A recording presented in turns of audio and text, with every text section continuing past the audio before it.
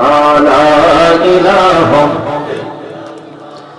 লা ইলাহা ইল্লাল্লাহ লা ইলাহা এই কত সুন্দরী মদিনা যাইতে এই মন দিওয়ানা এই কত সুন্দর মদিনা যাইতে এই মন দিওয়ানা এই দয়া করো দয়ার আল্লাহ দয়া করো নসিব করো মদিনা লা ইলাহা লা ইলাহা ইল্লাল্লাহ লা ইলাহা হিন্দি নামাজ রোজা ছাইরো না মা বাবাকে ভুলিও না হিন্দি নামাজ রোজা ছাইরো না মা বাবাকে ভুলিও না হিন্দি জান্নাতবাসী হইতে চাইলে জান্নাতবাসী বড়ে করো সাধনা লা ইলাহা ইল্লাল্লাহ লা ইলাহা ইল্লাল্লাহ লা ইলাহা তুমি কহুরে বনাইলা সফিউল্লাহ তুমি কহুরে বনাইলা নজিউল্লাহ মোর নবীকে বনাইলা তুমি নূর মুহাম্মদ সাল্লাল্লাহ লা ইলাহা লা ইলাহা লা ইলাহা ইল্লাল্লাহ মুহাম্মাদুর রাসূলুল্লাহ সাল্লাল্লাহু আলাইহি ওয়াসাল্লাম। সাউন্ড থেকে বুঝেন না, এটা যে ডিস্টার্ব, সাউন্ডটা যে ডিস্টার্ব ক্লিয়ার না, এটাকে বুঝতে পারতেছেন না?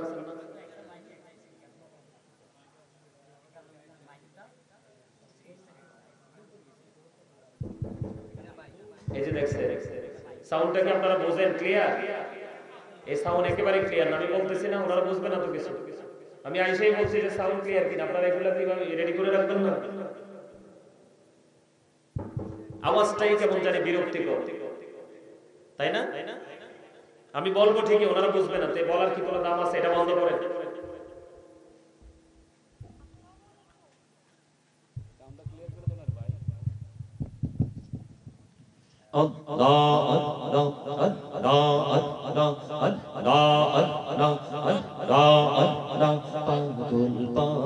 মনটা শুধু খুঁজে দিবানিশি কে মনে করে বলবো গো দয়াল, কে মনে করে বলবো গো দয়াল তোমায় ভালোবাসি।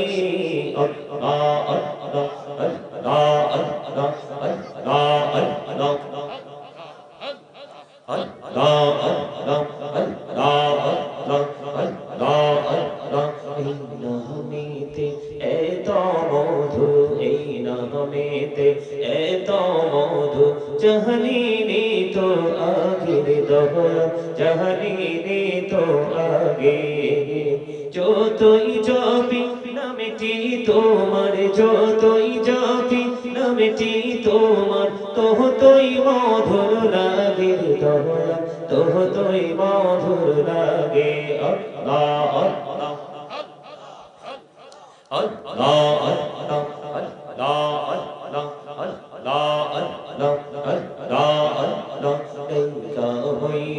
আল্লাহর ওলি আমানত শান নামজার শোনি দেইকা হইলেন আল্লাহর ওলি আমানত শান নামজার শোনি রহমান দিয়ে বানাইলো কহ রহমান দিয়ে বানাইলো কহ সইনা হইয়া বাহা আল্লাহ আল্লাহ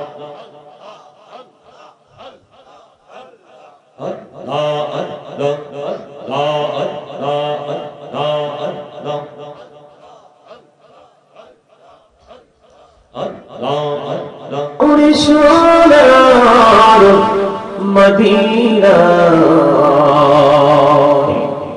এ মজলিসের সালাম খানি পৌঁছে দিও নবীজির পাক রওজায় আল্লাহুম্মা মুহাম্মদে مولانا محمد وعلى آل سيدنا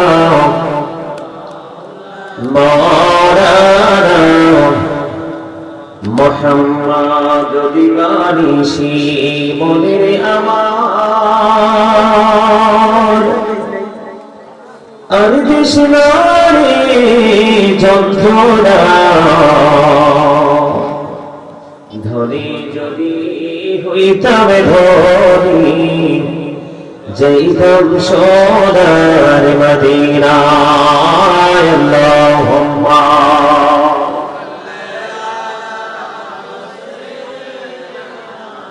مولانا محمد وعلى آله مولانا محمد لا إله إلا الله لا إله لا إله لا إله إلا الله لا إله হইরি কত সুন্দরী মদিনা যাইতে এই মন দিওয়ানা হইরি কত সুন্দর মদিনা যাইতে এই মন দিওয়ানা হইরি দয়া করো দয়ার আল্লাহ দয়া করো নসিব করো মদিনা লা ইলাহা لا إله إلا الله لا إله নামাজ রোজা চাইও না মা বাবাকে ভুলিও না হরি নামাজ রোজা চাইও না মা বাবাকে ভুলিও না হরি জান্নাতবাসী হইতে চাইলে জান্নাতবাসী হইতে চাইলে প্রাণ বড়ে করো সাধনা লা ইলাহা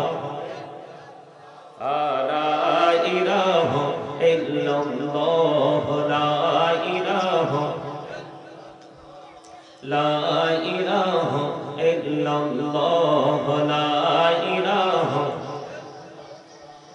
তুমি কহুরে বনহিলা সফিউল্লাহ তুমি কহুরে বনহিলা নজিউল্লাহ মোর নবীকে বানাইলা তুমি নূর মুহাম্মদ সাল্লাল্লাহ লা ইলাহা লা ইলাহা لا إله إلا الله محمد رسول الله صلى الله عليه وسلم সাউন্ড থেকে বুঝেন না এটা যে ডিস্টার্ব সাউন্ডটা যে ডিস্টার্ব ক্লিয়ার না এটা কি বুঝতে পারতেছেন না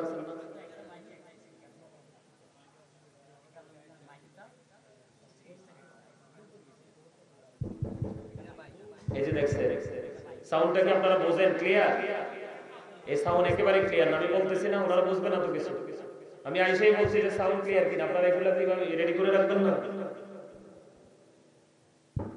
আওয়াজটাই কেমন জানি বিরক্তিকর তাই না আমি বলবো ঠিকই ওনারা বুঝবে না তো বলার কি কোনো দাম আছে এটা বন্ধ করে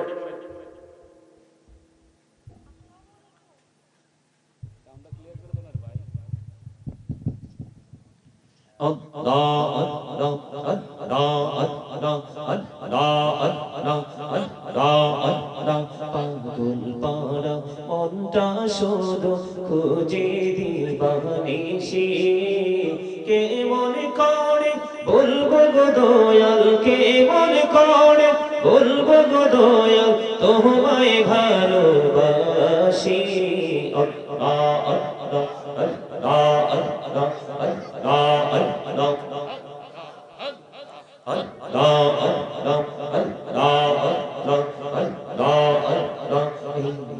নামেতে এত মধু, এই নামেতে এত মধু, জাহানিনি তো আগের দহর, জাহানিনি তো আগে। যতই জপি নামটি তোমার, যতই জপি নামটি তোমার, ততই মধুর লাগে দয়া, ততই মধুর লাগে। আল্লাহ আল্লাহ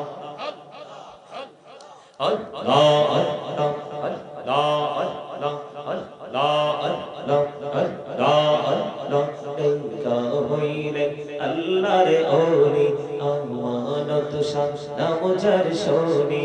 দেখা হইলেন আল্লাহর ওলি, আমানত শান নাম যার শোনি। রহমান দিয়ে বানাইলো কহ, রহমান দিয়ে বানাইলো কহ, সই না হয় বাহা। আল্লাহ আল্লাহ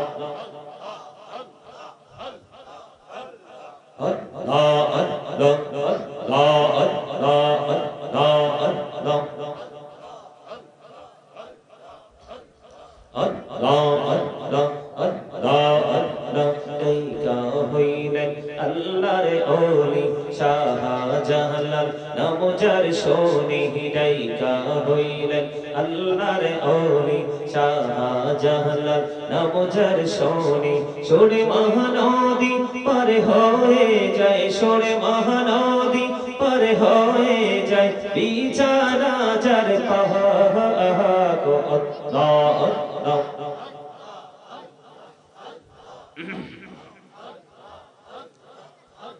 لا إله إلا الله محمد رسول الله صلى الله عليه وسلم। সকলে পড়ুন আলহামদুলিল্লাহ।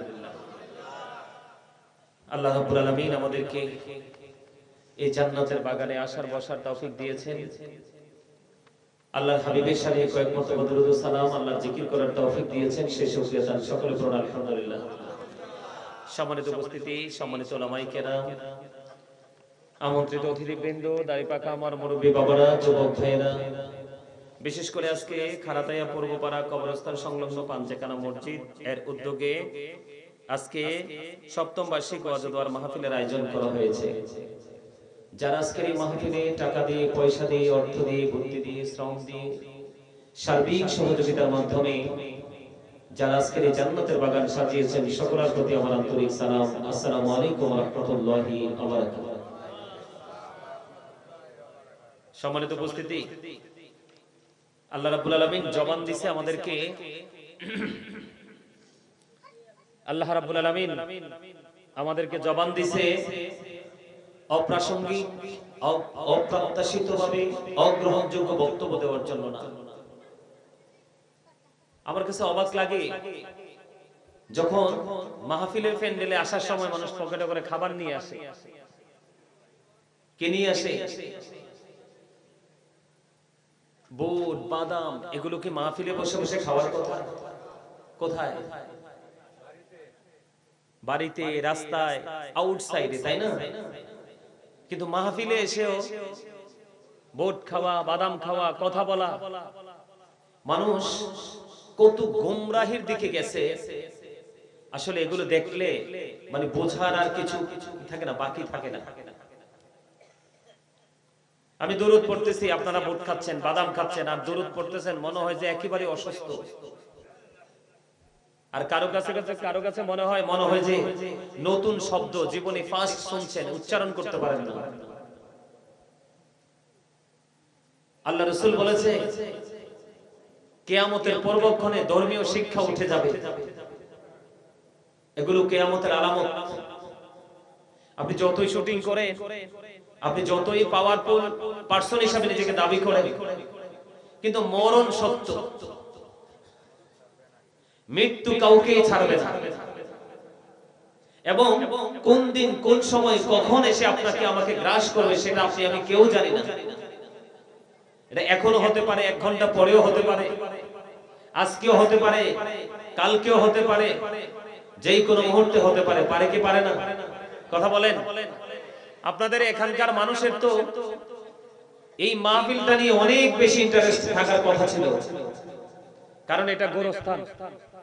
আমি আরো আগে একবার এসেছিলাম এখানে, ওইদিকে হয়েছিল মাহফিল না? ওইদিকে হয়েছিল, আমি গেছিলাম, মাহফিলে আসছিলাম। তো ওই সময়ের তুলনায় আজকের পরিবেশটা সুন্দর, ঠিক না? আমি এসে তো মাহফিলে আমি মুগ্ধ হয়ে গেছি যে আজ থেকে 2 বছর আগে কি মাহফিলে আসছি, আজকের পরিবেশ কি। কিন্তু আপনাদের এখানকার মানুষের হৃদয় রাজ্য পর্যন্ত এই পরিবেশটা পৌঁছাতে পারলো না। আপনারা বিশ্বাস করেন এই গেটটা দিয়ে এদিকে তাকাইলেই কি আসলে কি মনটা অন্যরকম হয়ে যায় না? বলেন না, আমি কি বানাই বেশি বাড়াই বলতেছি নাকি বাস্তব কথা? কথা বলেন না।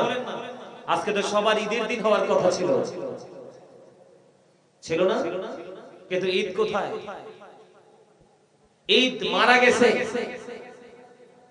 ঈদ মৃত্যুবরণ করেছে পৃথিবীর লোভের কাছে। আপনি আমি পৃথিবীর লোভে তো অন্ধ হয়ে গেছি। আমার টাকা লাগবে, বাড়ি লাগবে, গাড়ি লাগবে, এর বাইরে আর কিচ্ছু চাই না। কথা বলেন না কেন? আরো জোরে কথা বলতে পারেন না? আর এই যে আয়সা যে বসেন, এই যে মাঝখানে গ্যাপগুলো রাখছেন কি জন্য? এই যে ফাঁক ফাঁক জায়গাগুলো কি জন্য রাখছেন? অদৃশ্য কোনো কিছু আয়সা কি এখানে বসবে? এটা কি মাহফিলের বাগানে এসে বসার কোনো আদব হইল? এই যে আপনারা বসতেন, আপনারা বলেন, এটা কি বসার কোনো আদব হইল?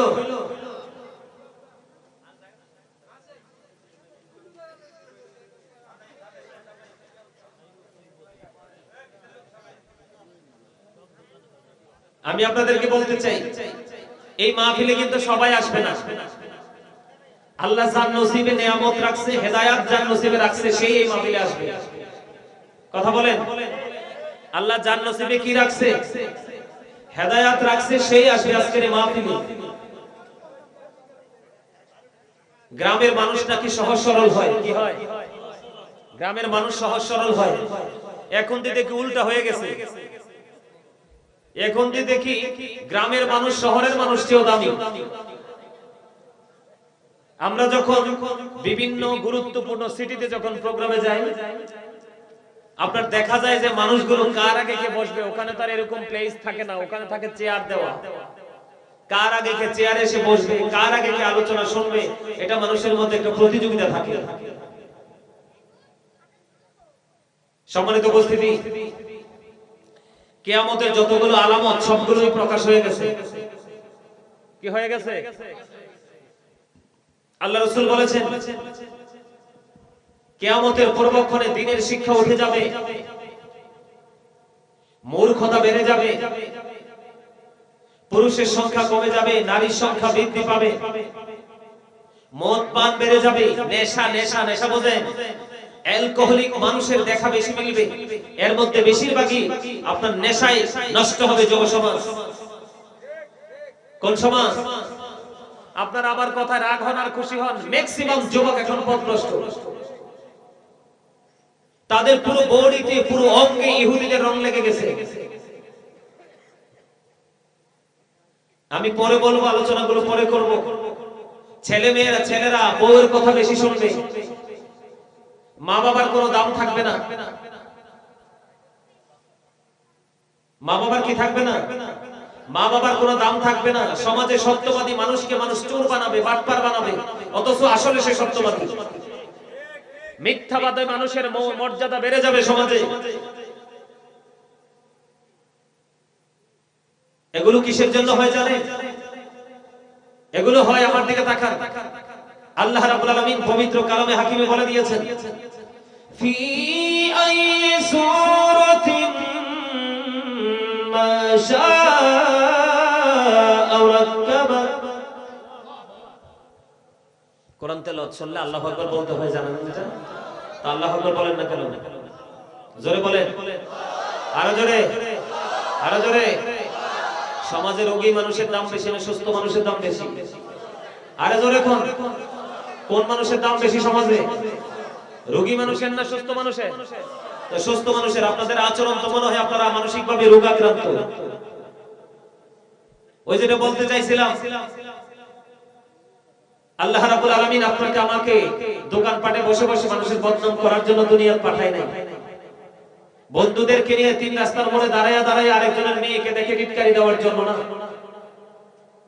আল্লাহ রাব্বুল আলামিন আপনাকে আমাকে জবান দিয়েছে, আল্লাহ বলেছেন remember me then I will remember you. Allah রাব্বুল আলামিন বলেছেন remember me then I will remember you. Allah বলেছেন ফাযকুরুনি ইয়াযকুরুকুম, তোমরা আমাকে স্মরণ করো আমি তোমাদেরকে স্মরণ করব। তার মানে আল্লাহ আপনাকে স্মরণ হলো বাংলা শব্দ, ইংলিশে এটাকে বলা হয় রিমেম্বার, আর আল্লাহর কোরআনের ভাষায় এটাকে বলা হয় জিকির। সুবহানাল্লাহ বলা জিকির, আলহামদুলিল্লাহ বলা জিকির, আল্লাহু আকবার বলা জিকির, লা ইলাহা ইল্লাল্লাহ বলা জিকির। কাউকে ভালো কাজের জন্য ডাকা এটাও জিকির, কাউকে খারাপ কাজ করতে দেখলে থামিয়ে দেওয়া এটাও জিকির, নামাজে দাঁড়িয়েছেন এটাও জিকির, হজে গেছেন ওটাও জিকির। সুবহানাল্লাহ বলেন না আরো জোরে, আরেকটু মহব্বতে। সমাজের মধ্যে দন সম্পদ, মানুষের কাছে দন সম্পদ এত বেশি বাড়বে যে এটা পানির মতো উপচে পড়বে। এখন কি মানুষের সম্পদ বাড়তেছে না? এই সম্পদ যে বাড়াচ্ছে ম্যাক্সিমাম লোকই হারাম উপার্জনের মাধ্যমে বাড়াচ্ছে। এর মধ্যে সবচেয়ে বড় ভয়ঙ্কর যেটা সেটা হলো সুদ। আরো জোরে বলেন কোনটা? সুদ আছে না নাই? হাওলাত চাইলে ধার চাইলে নাই, কিন্তু আপনি লাভের কথা বলেন টাকার অভাব নাই। আমার কথা ঠিক আছে? হারাম পথে উপার্জন করে মানুষের অর্থ এমন ভাবে বাড়বে, আপনারা কি মোটর সারেন না বাড়িতে? এক্সাম্পল বোঝার জন্য বলছি, বাড়িতে মোটর সারেন না, সাবমার্সিবল বা নরমাল মোটর আপনার বাড়িতে বসানো আছে না পানির জন্য? আপনি যখন মোটরটা সারবেন নির্দিষ্ট সময়ের পরে দেখবেন পানির ট্যাঙ্কি পুরে দেখবেন একবারে চতুর্দিক দিয়ে পড়তেই থাকবে। এই রকম সম্পদ মানুষের উপচে পড়বে, আর এই সম্পদটা হবে ম্যাক্সিমাম হারাম উপার্জন। এগুলো কিয়ামতের আলামত। এই আলামতের মধ্যে অলরেডি আমরা পড়ে গেছি। এখনকার ম্যাক্সিমাম মাহফিলে হয়ে গেছে শুটিং, ভাইরাল বক্তা। তাও ভাইরাল কি ভালো কিছু করে ভাইরাল না, রং ঢং তামাশা তামাশা করে মিথ্যা গল্প টল্প বানিয়ে মানুষকে হাসি তামাশার মতো জায়গা তৈরি করে দেয়। এই সব আলোচকরা যখন আসবে দেখবেন মানুষের কোনো কমতি হবে না। কিন্তু আসলেও লাভ নাই তো, 5 মিনিট 10 মিনিট 20 মিনিট তারপরে সবাই সবার মতো চলে যায়। ঠিক কিনা বলেন?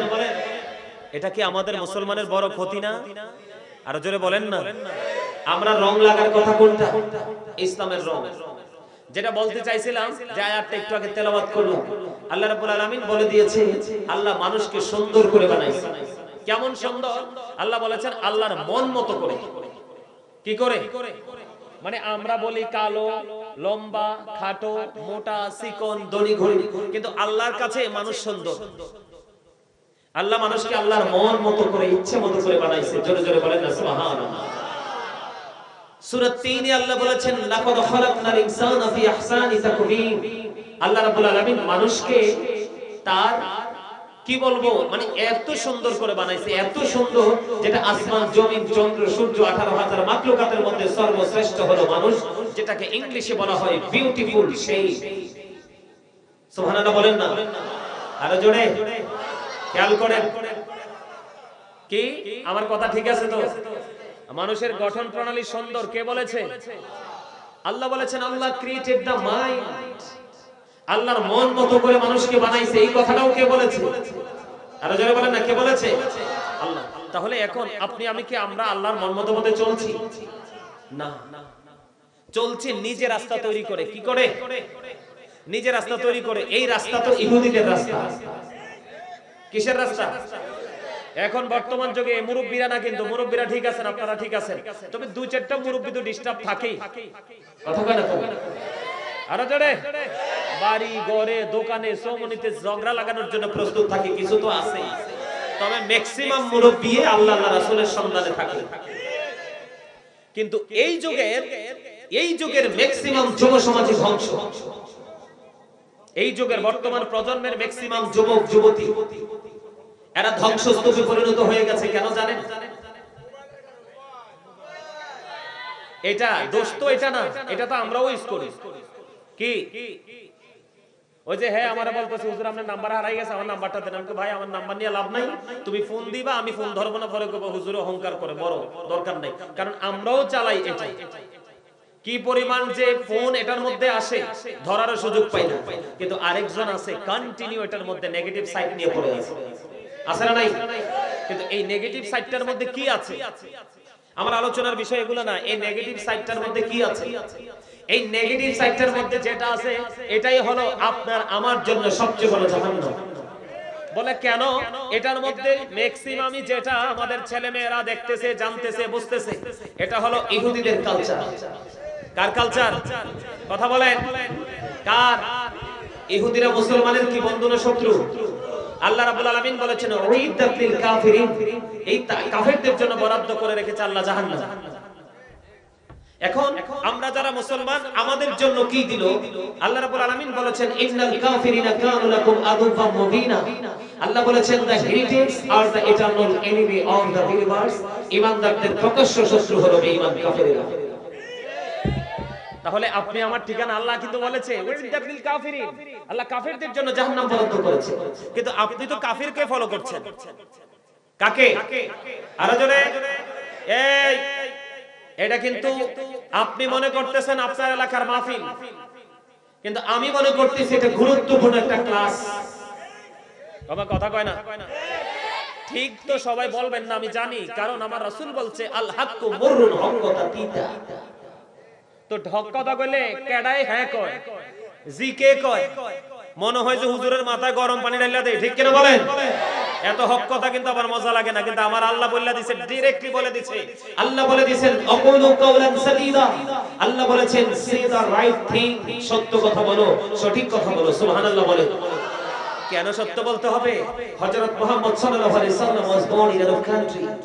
His father's name was Abdullah. His mother's name was Amina.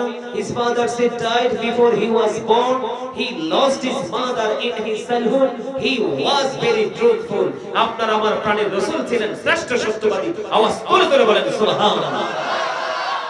এটা বেঈমানদের বক্তব্য। ইহুদিরা বেঈমানরা বলেছেন he was very truthful. আল্লাহর প্রিয় রাসূল, মাই প্রফিট মুহাম্মদ রাসূলুল্লাহ সাল্লাল্লাহু আলাইহি ওয়াসাল্লাম, অল দা বেস্ট। আরো জোরে কোন মারহাবা, আরো জোরে বলেন মারহাবা। এটা আমার কথা না, আর আমরা মুসলমান হই, আমার রাসূল ছিলেন শ্রেষ্ঠ সত্যবাদী, আমরা কতটুকু সত্যবাদী হতে পেরেছি? এই মোবাইলে শুধু ইহুদিদেরকে ফলো করে এটা না, এটার মধ্যে দিয়ে যে কত মিছা কথা আছে, কই পালপাড়া বিজরফি কয় আয়া পড়ছি মহিষমারা। কথা কথা কেন? হ্যাঁ বললাম কেন বললাম? আল্লাহ রাসূল বলেছেন কিয়ামতের পূর্বক্ষণে মিথ্যাবাদীর সংখ্যা বেড়ে যাবে, আর মিথ্যাবাদী সমাজের মধ্যে সম্মানী ব্যক্তি হিসেবে পরিচিত হবে। তার কারণ হলো রাসূল বলেছেন, বলবো আল্লাহ রাসূল বলেছেন characterless people will come in national power. Allah রাসূল বলেছেন চরিত্রহীন লোক ক্ষমতায় যাবে, ঠিক কিনা বলেন? ভদ্রলোকগুলো পর্দার আড়ালে, ম্যাক্সিমাম চরিত্রহীন লোক মারামারি, কোমাকুড়ি, কাটাকাটি করছে ক্ষমতার জন্য। কথা বলেন না কেন? ভদ্রলোক যারা, জেন্টেল যারা, মার্জিত যারা, ট্রুথফুল ম্যান যারা, তাদেরকে আপনি হাজার চেষ্টা করো এই চেহারার লোক দেখাতে পারবেন না। কারণ ভদ্রলোক ভালো করে জানে ওমাল হায়াতুদ দুনিয়া ইল্লা মাতাউল গুরুর, এই দুনিয়ার হায়াত, এই দুনিয়ার জিন্দেগি একটা ধোঁকা। আল্লাহ বলেছে কি? আরে মিয়া দুনিয়া তো 2 দিনে, দুনিয়া কয় দিনে? যখন তোমার কেউ ছিল না তখন ছিলাম আমি, এখন তোমার সব হয়েছে, পর হয়েছি আমি। যখন তোমার কেউ রবে না, রব শুধু আমি, আমার কাছে আসতে হবে মনে রেখো তুমি। কথা কন না কেন? অস্বীকার করতে পারবে? আরে আমার বাংলা কথাটা হয় অস্বীকার করলেন, ওইটা করবেন কেমনে? মিনহা খালাকনাকুম ওয়া ফিহা নুঈদুকুম ওয়া মিনহা নুখরিজুকুম তারাতান উখরা, এটা অস্বীকার করবেন কেমনে? আজকে মানুষ লাগবে না, আমার কিচ্ছু লাগবে না, আমি 5 ঘন্টা ওয়াজ করলো লাগবে না, নিয়ে যান। আমার দিকে তাকান, বিশ্বাস করেন আল্লাহর কসম করে বলছি, যখন এই চেয়ারটাতে বসে পৃথিবীর কোনো চিন্তা থাকে না, একটাই চিন্তা, কিভাবে মানুষের হৃদয়ের মধ্যে কথাগুলো পৌঁছে দিব, ঢুকাই দিব। আমি আমারটা বলছি, না হয় আপনি প্রমাণ খুঁজবেন, হাজার হাজার মিডিয়া খুঁজে দেখবেন আমাকে আলোচনা মাত্র, পানি খাইতে, চা খাইতে আপনি আমাকে দেখবেন না। আমি বলতেও পারি না 1.5 ঘন্টা 2 ঘন্টা চলে যায় ওয়াজ করতে করতে, কারণ দুনিয়া আপনার আমার জন্য একেবারে ছোট হয়ে গেছে। বিশ্বাস করেন না? প্রমাণ দেই। এই যে মুরব্বীরা যারা আছেন, মুরব্বীরা, দাদা ভাই, আপনারা যে খাবারের মজা পাইছেন এখন সেটা পান? আগের মজার তুলনায় এখন মজা নাই। আগের হায়াতের তুলনায় এখনকার হায়াত মানুষের একেবারে সীমিত। আগের সুস্থতার তুলনায় এখনকার সুস্থতা ইজ ভেরি নাথিং। ঠিক কিনা বলেন? সবকিছু ছোট। কেন জানেন? কেন জানেন? এটার জন্য আমি দায়ী, এটার জন্য আমি নিজে দায়ী, আল্লাহ না। যাই হোক, আমি যেদিকে যেতে চাচ্ছি, আমার বিষয় কিন্তু এগুলো না, আলোচনার মূল বিষয় আছে, আমার আলোচনা করব। তবে আপনাদের অবস্থা দেখে আমার মেজাজ খারাপ হয়ে গেছে। কিরে ভাই, আমি প্রতিদিন তো দেখতেছি এক এক রকমের এক একটা ডিজাইনেবল পরিবেশ, প্রতিদিন দেখতেছি সুইটেবল প্লেস। তারপরেও যদি আমার কাছে এই পরিবেশটা এত সুন্দর মনোমুগ্ধকর হতে পারে, আপনারা বছরে একবার দেখেন, আপনাদের কাছে তো অনেক বেশি হওয়ার কথা। কি হামসে বড় কোন হে, বড় হয়ে গেছে? হ্যাঁ, টাকা আছে, পয়সা আছে, ধন আছে, দৌলত আছে, আজরাইল আসলে ফিরাই দিবেন টাকা দিয়ে, 5-10 লাখ টাকা দিয়ে। No, just time, no complain, no argument. All men will die, সকল মানুষকে মরতে হবে এবং যথাসময়ে চলে যেতে হবে।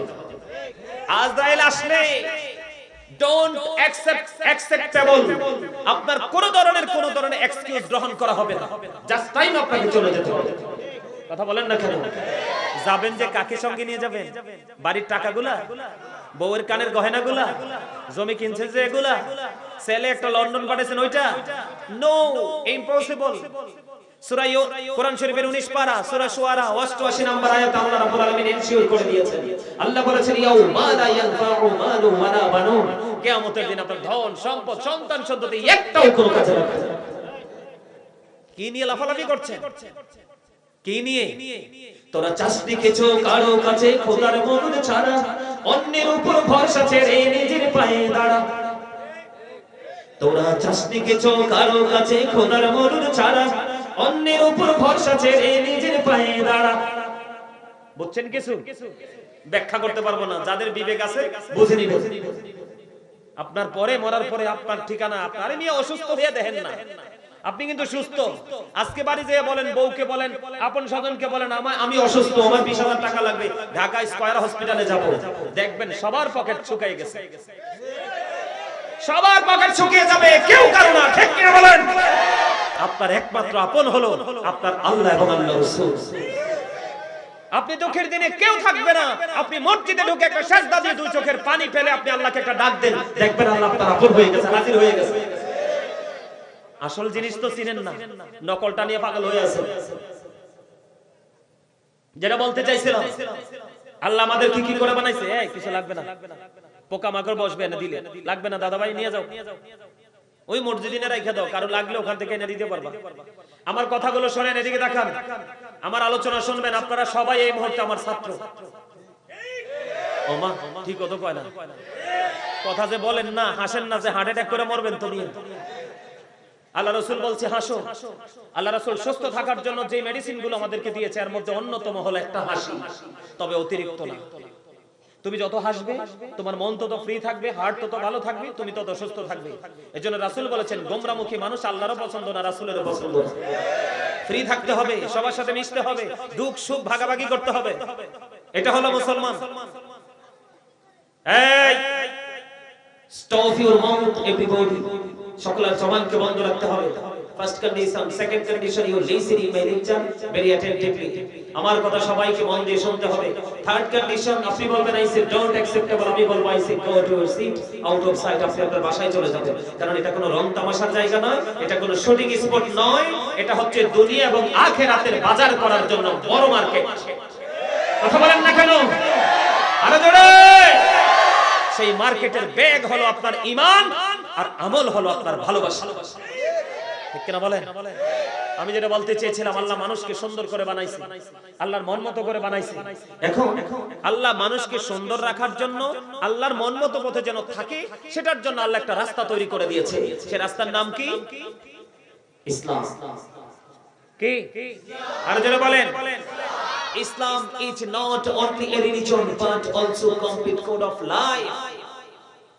ইসলামের মধ্যেই রয়েছে আপনার আমার পরিপূর্ণ এবং পূর্ণাঙ্গ জীবন ব্যবস্থা। ইন্না দীনা ইনদাল্লাহিল ইসলাম, ইসলাম একমাত্র আল্লাহর মনোনীত ধর্ম। সে আল্লাহটা কার? আমার। আপনি পারবেন না বলতে, মালিক তুমি তো আমার। আপনি একবার বলে দেখেন, মালিক আপনার 1000 বারের চেয়ে বেশি, চিরজীবনের জন্য, অনন্তকালের জন্য মালিক আপনার হয়ে যাবে। আমি হাদিস থেকে বলছি, আমার বানানো কথা নয়। আমার রাসূল বলেছে আজকে যে আপনারা এখানে মাহফিলে আসছেন, আপনারা জানেন আমরা মাহফিলে আসছি, কিন্তু আপনারা মূলত আসছেন আমি স্ত্রী কুকুরের মতো লেগে থাকে, আছে না নাই? আরো জোরে। আমি আজকে কয়েকটা বিষয় নিয়ে আলোচনা করব। থাকবেন তো না? আবার খারাপ লাগলে চলে যাবে? চলে যাইতেন না তো? মনে মরে থইয়া চলে যাইও না। যাক, এবার একটু হাসি দিছেন, আলহামদুলিল্লাহ।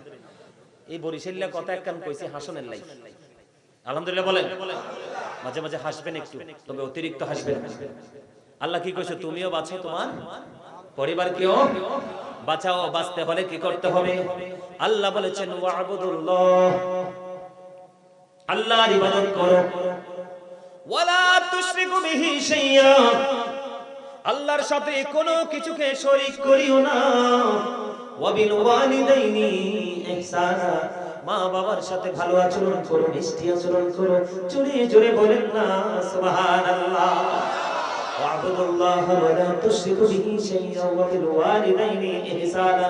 আল্লাহ রাব্বুল আলামিন বলেছে তোমরা কি করো? আল্লাহর ইবাদত করো, আল্লাহর গোলামি করো, কিন্তু গোলামি করতে গিয়ে তোমরা আল্লাহর সাথে কোনো কিছুকে শরীক করিও না।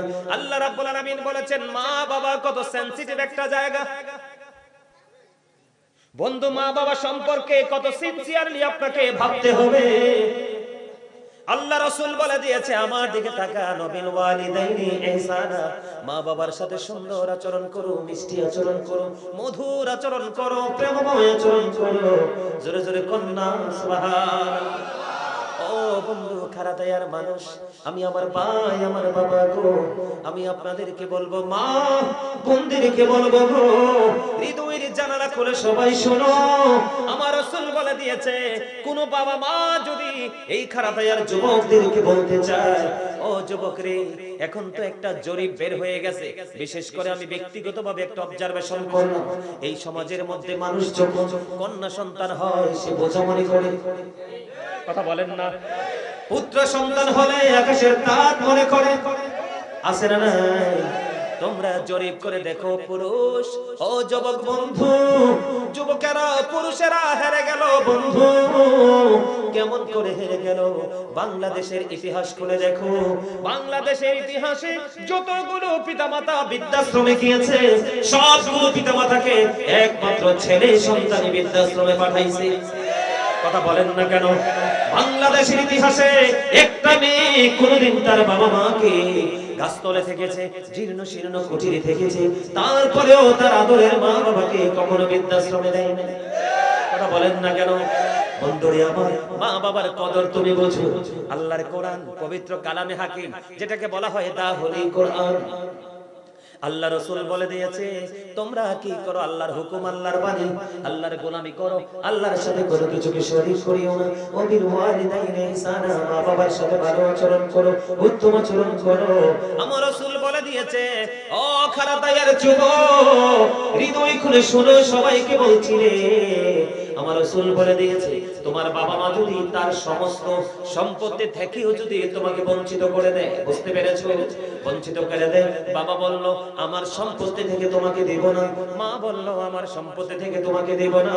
আমার রাসূল বলে দিলেন মা বাবা যদি তার সম্পত্তি থেকে তোমাকে সন্তান হিসেবে বঞ্চিত করে দেয়, তারপরেও তুমি বাবা মার অবাধ্য হইও না। জোরে কন্যা সুবহানাল্লাহ। আর জোরে বলেন না সুবহানাল্লাহ।